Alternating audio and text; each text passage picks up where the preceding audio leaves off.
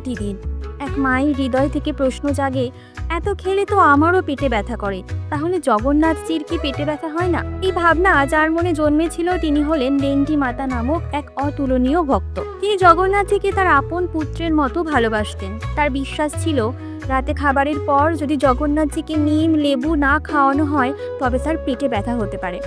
একদিন রাতে নিজের হাতে তৈরি করা নিম ও লেবু নিয়ে লেন্ডি মাতা হাজির হলেন জগন্নাথজির মন্দিরে। তার মনে শুধু একটাই চিন্তা, আমার ছেলে আজ এত কিছু খেয়েছে, ওর পেট খারাপ হবে না তো? দ্বাররক্ষীরা তাকে দেখে হেসে ফেলল।